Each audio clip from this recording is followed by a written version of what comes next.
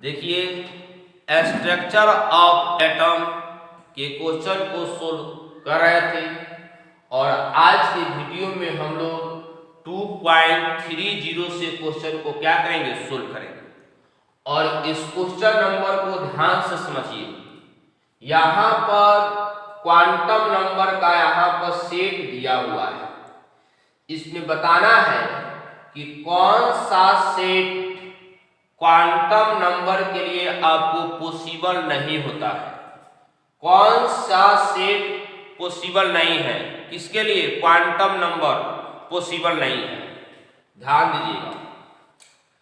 तो n बराबर होती है, हम पढ़ाए थे n-1, यही पढ़ाए थे।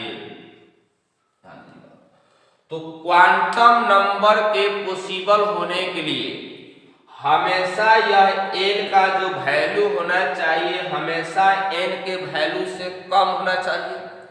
और यदि l का वैल्यू n के वैल्यू से कम होगा तो वह सेट जो होगा क्वांटम नंबर के लिए पॉसिबल है। कोई दिक्कत? यदि l का वैल्यू n के वैल्यू से अधिक हो जाए या l का वैल्यू n के वैल्यू के इक्वल हो जाए तो उस केस में वहां पर क्वांटम नंबर पॉसिबल नहीं है। तो पूछा गया इस सेट में कौन सा ऐसा सेट है जो क्वांटम नंबर के लिए पॉसिबल नहीं है, ये ना पूछा है। तो देखिए, तो यहाँ पर n जो है 0 है और l जो है क्या है, 0 है। तो यह क्या पॉसिबल है कि नहीं पॉसिबल है? पॉसिबल तो होने के लिए l का वैल्यू n के वैल्यू से 0 ना चाहिए। तो क्या l का वैल्यू n के वैल्यू से 0 है? नहीं, इक्वल है। तो इस केस में यह a नंबर जो सेट है यह क्वांटम नंबर के लिए यह सेट पॉसिबल नहीं है। तो पूछा गया है कौन सेट पॉसिबल नहीं है, तो a सेट क्वांटम नंबर के लिए पॉसिबल नहीं है। b में देखिए, यहाँ n जो है 1 है और l जो है 0 है। तो l का तो वैल्यू n से कम है, तो l कम होगा n से, तो वहां पर पॉसिबल है। तो b जो सेट है यह क्वांटम नंबर के लिए पॉसिबल है। ठीक है। c देखिए, यह l का वैल्यू जो है n के वैल्यू के इक्वल है, यह पॉसिबल नहीं है। यह भी पॉसिबल है, यह आपको पॉसिबल नहीं है कि पॉसिबल तो होने के लिए l का वैल्यू n के वैल्यू से कम होना चाहिए, तो इक्वल है, तो पॉसिबल नहीं है। n बराबर 3 है, l बराबर 1, हाँ यहाँ l का वैल्यू n से क्या है, कम है, तो यह सेट पॉसिबल है। तो पूछा गया है इस सेट में कौन सा क्वांटम नंबर के लिए सेट पॉसिबल नहीं है। तो a, c और e जो सेट है वह क्वांटम नंबर के लिए पॉसिबल नहीं है, ये पूछा गया है। और यहां तक किसी को दिक्कत है तो देखिए इसके आगे क्वेश्चन।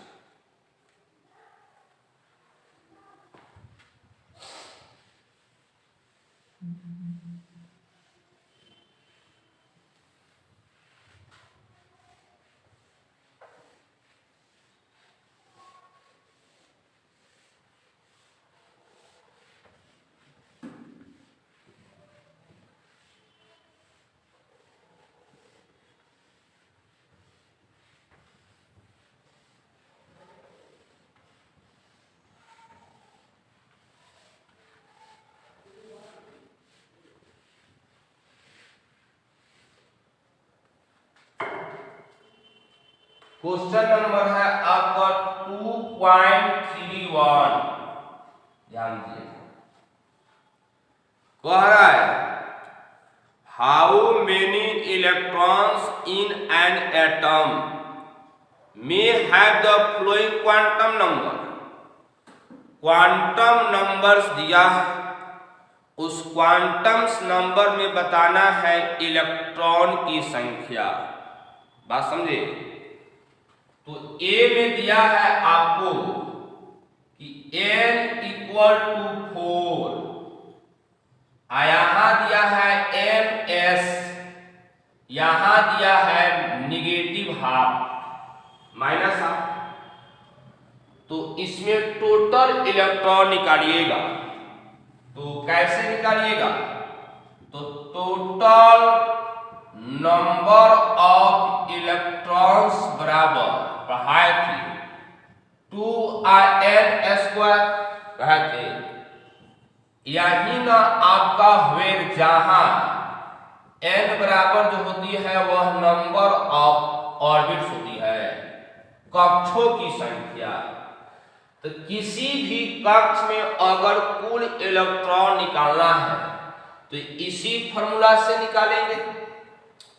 तो निकालिएगा तो फोर्थ ऑर्बिट में टोटल इलेक्ट्रॉन, तो 2 × 4 का स्क्वायर कीजिएगा, तो यही ना आपका 32 इलेक्ट्रॉन आएगा। कोई दिक्कत? किसी भी ऑर्बिटल में इलेक्ट्रॉन जो भरता है तो एक क्लॉकवाइज भरता है तो एक एंटी क्लॉकवाइज भरता है। तो प्रत्येक कक्षक में मैक्सिमम इलेक्ट्रॉन 2 होती है। कोई दिक्कत? एक क्लॉकवाइज भरेगी तो एक एंटी क्लॉकवाइज भरेगी। यहां पर दिया है इलेक्ट्रॉन ms, कहने का मतलब है इलेक्ट्रॉन 2 दिशाओं भरती है, एक भरती है क्लॉकवाइज तो दूसरा भरती है एंटी क्लॉकवाइज। तो बताना है कि 32 इलेक्ट्रॉन को भरने के लिए 32 इलेक्ट्रॉन जो भरेगा उसमें आपको ms का वैल्यू -½ दिया है। कहने का मतलब इलेक्ट्रॉन कितना होगा? तो प्रत्येक ऑर्बिटल में 2 इलेक्ट्रॉन भरती है, तो एक भरेगी क्लॉकवाइज दूसरा भरेगी एंटी क्लॉकवाइज। यहां पर एंटी क्लॉकवाइज दिया है, तो 32 इलेक्ट्रॉन को भरने के लिए कितना इलेक्ट्रॉन भरेगा एंटी क्लॉकवाइज? सूर्य भरेगा। तो आंसर कितना हो जाएगा इसका? 16 आंसर हो जाएगा, n हो जाएगा।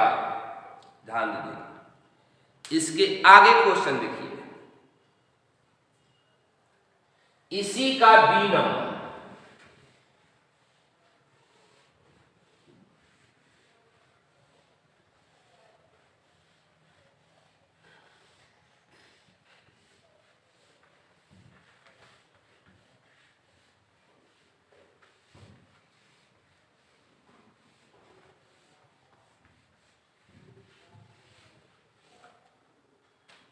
इसी क्वेश्चन का देखिए बी, यहां दिया है n = 3 और यहां l = 0। कोई दिक्कत? इस क्वांटम नंबर में बताना है कि कितने इलेक्ट्रॉन्स होगा, इलेक्ट्रॉन्स। यहां जो n जो है आपको प्रिंसिपल क्वांटम नंबर, अब प्रिंसिपल क्वांटम नंबर जो होती है वो ऑर्बिट के बारे में इंफॉर्मेशन देगी। कहने का मतलब हो जाएगा थॉर ऑर्बिट। यहाँ l का वैल्यू 0 है, l जो है azimuthal quantum number, azimuthal quantum number जो होती है वह सबसेल के बारे में इंफॉर्मेशन देगी।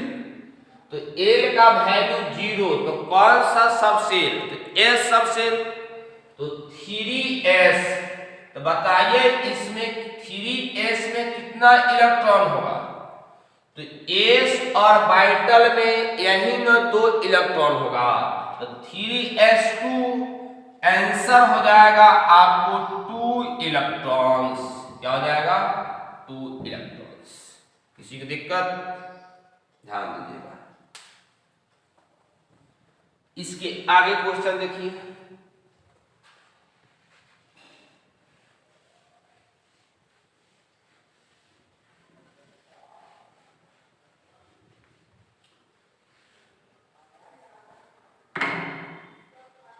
क्वेश्चन नंबर है आपको 2.32।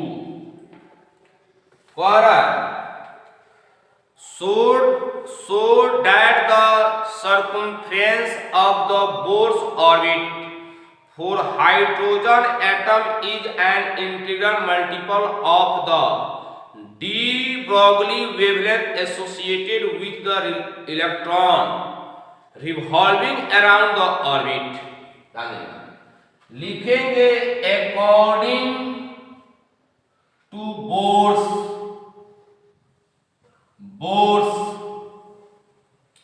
बोर्स के अनुसार, according to Bohr's second assumption, Bohr's के द्वितीय मान्यताएं के अनुसार। तो बोर्स का सेकेंड एजम्पशन यही था कि इलेक्ट्रॉन उस कक्षाओं में चक्कर लगाता है जिसमें कोणीय संवेग क्वांटाइज होता है। यहीं से ना इस बोर्स के सेकेंड एजम्पशन से निकालिएगा तो m into v r is equal to NH by 2 pi आया था। कोई दिक्कत? अब लिखेंगे अकॉर्डिंग टू डी ब्रॉगली। अब डी ब्रॉगली के अनुसार देखिएगा, तो डी ब्रॉगली के अनुसार देखिएगा तो यहां lambda is equal to h by आया ही ना एम इंटू वी होती है। इसी को लिखेंगे तो m into v is equal to h by lambda लिखेंगे कि नहीं लिखेंगे? ध्यान दीजिएगा। यही तो इसी तो mv के जगह पर हम यहाँ h बाई लैम्डा को लिख सकते हैं। इसी mv के जगह पर हम h बाई लैम्डा लिखेंगे तो लिखिए, तो mv के जगह पर लिखिएगा h by lambda, h by lambda into r हो जाएगा इक्वल टू आया है NH बाई 2 पाई। यहां से देखिएगा तो 2 pi r h equal to NH into lambda. यहां से s से यह h कैंसिल होगा, यही ना आएगा 2 pi r equal to n lambda. यही तो आपका आंसर आया। तो इस डी ब्रॉगली के अनुसार जो यहां आया है 2 पाई बराबर आया है n इंटू लैम्डा।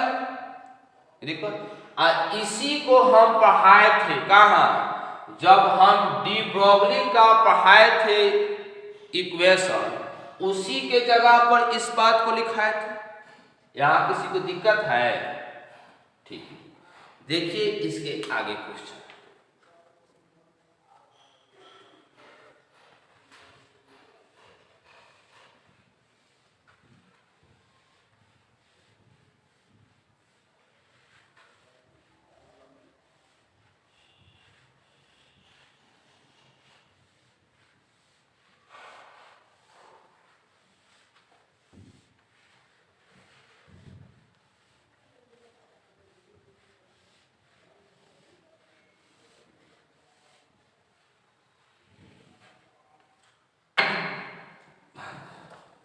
अब क्वेश्चन नंबर है आपको 2.33 समझिए। कह रहा है what transition in the hydrogen spectrum have the same wavelength as the Balmer transition fourth orbit to second orbit of helium spectrum. ध्यान दीजिएगा। चलिए यहां लिख रहे हैं आपको hydrogen spectrum, hydrogen spectrum, hydrogen spectrum.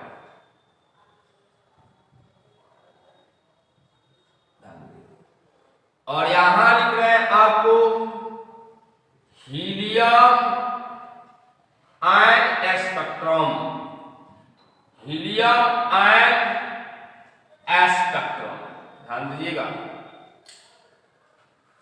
तो पूछा गया है कि हीलियम आयन स्पेक्ट्रम में, ध्यान दीजिएगा, मान लेते हैं यह पूछा गया है बामर सीरीज केस में, क्या लिखा गया है?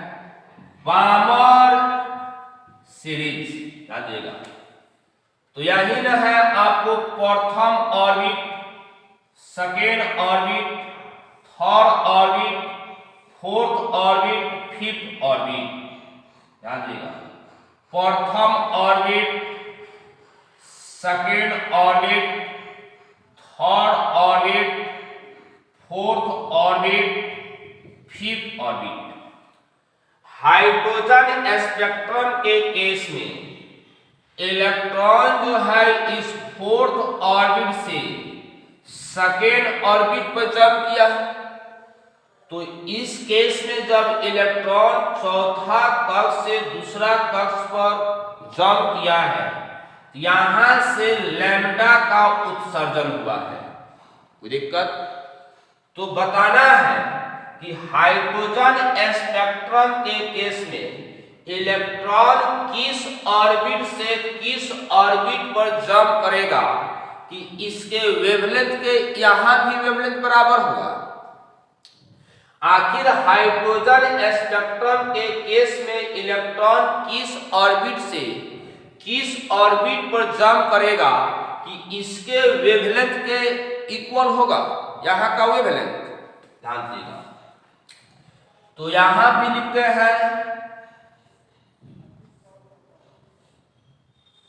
इनको कहेंगे first orbit, second, third, fourth, यही न है फिफ्थ। बताना है कि हाइड्रोजन स्पेक्ट्रम के केस में इलेक्ट्रॉन किस ऑर्बिट से किस ऑर्बिट पर जंप करेगा, यहां का वेवलेंथ इसके वेवलेंथ के क्या होगा? इक्वल होगा, ध्यान दीजिएगा। तो इसके लिए निकालिएगा, तो 1/λ is equal to r। Z square कहने का मतलब है 1/n1 स्क्वायर माइनस 1/ आपका हो जाएगा n2 स्क्वायर। हीलियम स्पेक्ट्रम के लिए निकाला जाएगा, तो 1/λ इज इक्वल टू r होगा ना, into Z square atomic number, तो हीलियम का एटॉमिक नंबर 2 का स्क्वायर यानी 4 होगा, 1/n1 स्क्वायर, तो n1 square means lower orbit, तो लोअर ऑर्बिट यही ना होगा, तो 2 का स्क्वायर 4, माइनस 1 हायर ऑर्बिट, यहां दिया है 4, यहां से कीजिएगा तो आपको आएगा 16, यहां से कीजिएगा तो 1/λ इज इक्वल टू यहां हो जाएगा 4r, और यहां से कीजिएगा तो 3/16, यहां से कटेगा तो आपको कितना आएगा? यह आएगा 1/λ इज इक्वल टू 3r/4, यही ना आया, ध्यान दीजिए। यहां से कीजिएगा तो 1/λ इज इक्वल टू आएगा 3r/4। अब क्या करेंगे? दोनों के वेवलेंथ को हम क्या करेंगे? इक्वल करेंगे। क्या करेंगे? इक्वल।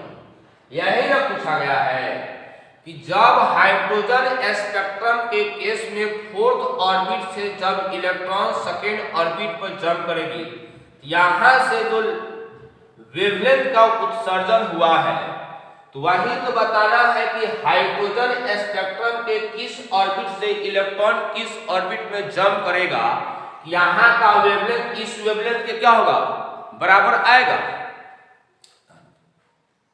देखिए इसके आगे यहां पर नहीं हटेगा, इसकी मिटा रहे हैं, ध्यान दीजिए।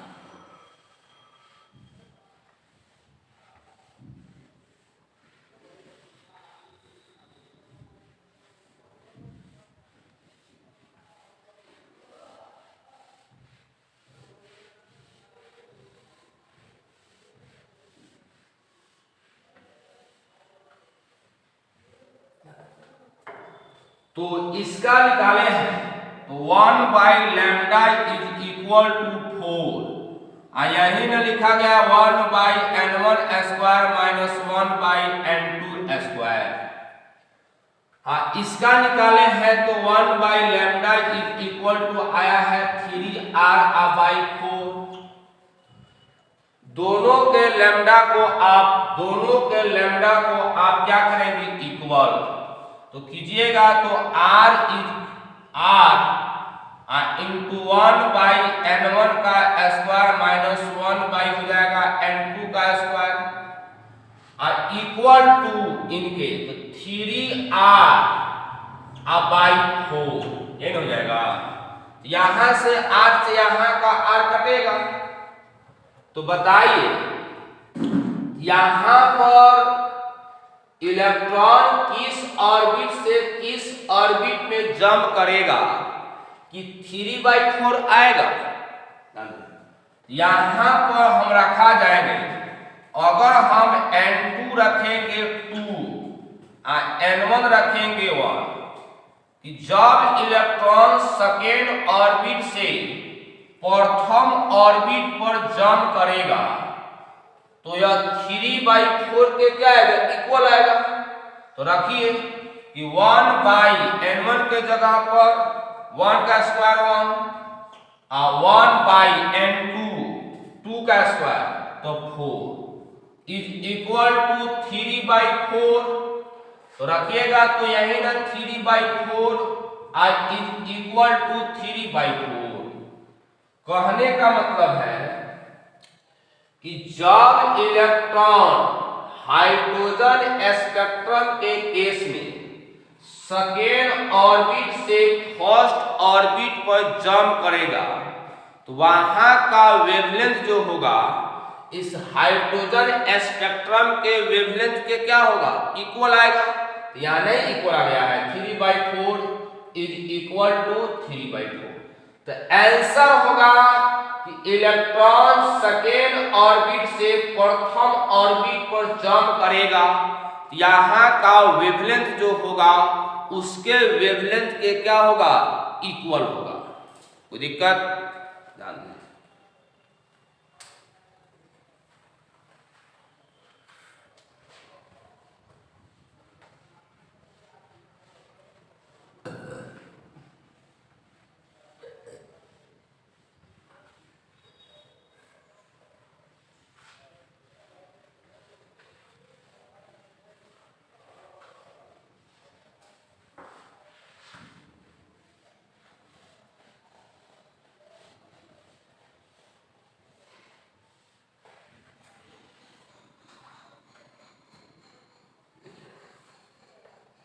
क्वेश्चन नंबर है 2.34।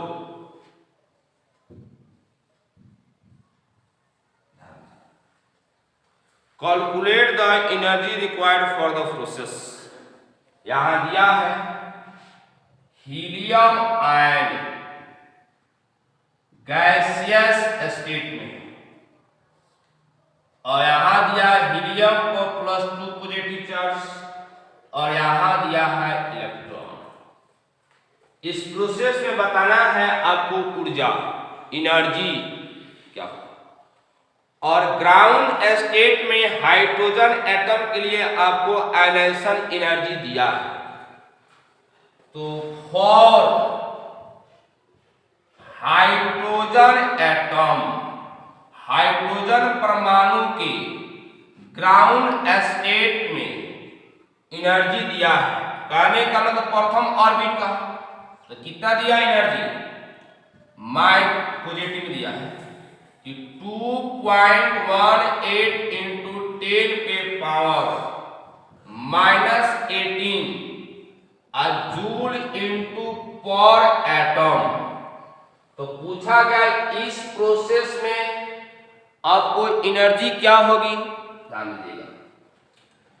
तो En is equal to 2.186 into 10 के power -18 into Z² by n² joule.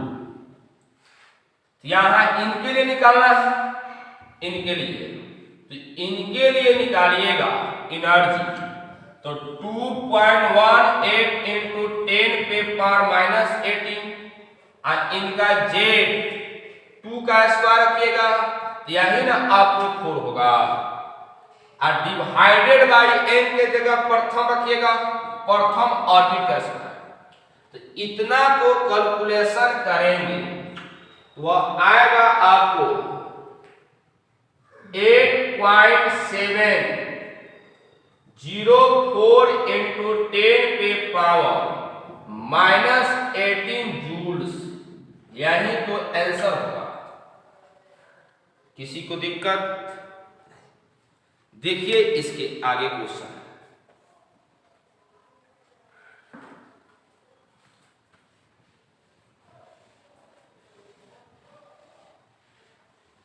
एक क्वेश्चन और देखिए, इसमें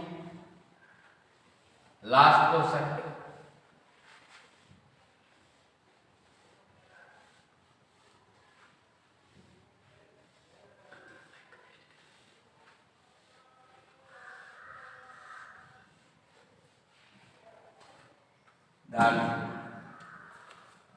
क्वेश्चन नंबर है आपको 2.35, समझिए, कह रहा है if the diameter of A carbon atom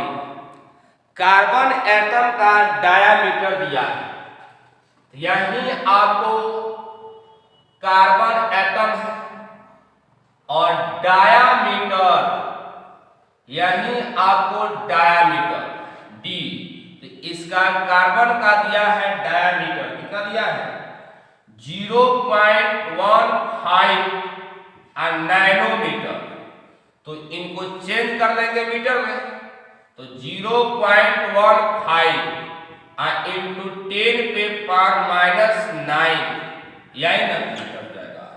कोई दिक्कत? अब कह रहा है calculate the number of carbon atoms which can be placed side by side in a straight line across length of a scale of length 20 centimeter long। पूछा है सवाल, यही स्केल है या स्केल आपको 20 सेंटीमीटर का है, या स्केल कितना सेंटीमीटर का है 20, तो पूछा गया है इस 20 सेंटीमीटर स्केल पर कितने एटम्स को अरेंज किया जा सकता है, कि आखिर इस स्केल के 20 सेंटीमीटर पर कितने एटम्स को सजाया जा सकता है। मैंने निकाला है कि 20 सेंटीमीटर स्केल पर कितने कार्बन एटम्स को अरेंज किया जा सकता है, यही तो निकालना है कार्बन। तो चलिए हम इस पर मान लेते हैं कुछ कार्बन एटम्स को हम क्या कर रहे हैं, अरेंज। दिक्कत, n number of carbon atoms को हम क्या किए हैं बाबू, अरेंज किए हैं। समझिए, इस कार्बन एटम को यहां से लेकर यहां तक को ही ना कहते हैं डायमीटर। कोई दिक्कत?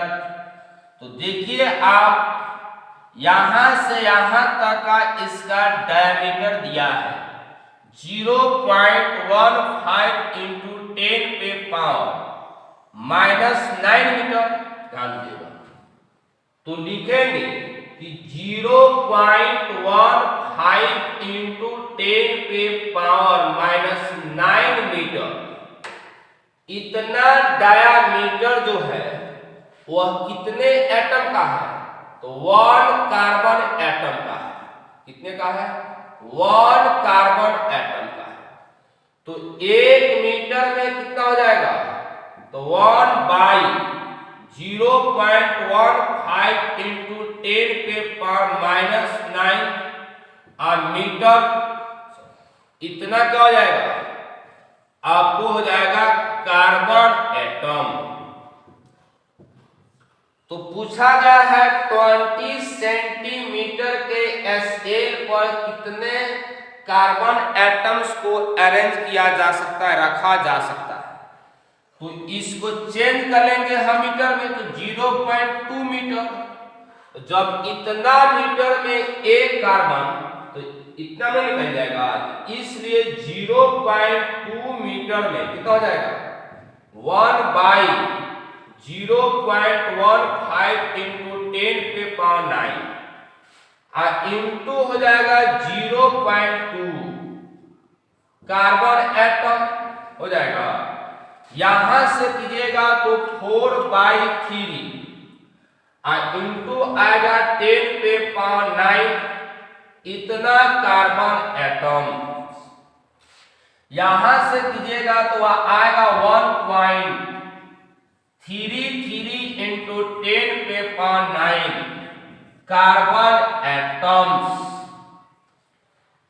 तो इतना मीटर स्केल पर इतना कार्बन एटम्स को हम अरेंज करेंगे। कितना, 1.33 इंटू 10⁹ कार्बन एटम्स को 20 सेंटीमीटर या 0.2 मीटर के स्केल पर इतना कार्बन परमाणु को अरेंज किया जा सकता है, रखा जा सकता है। कोई दिक्कत?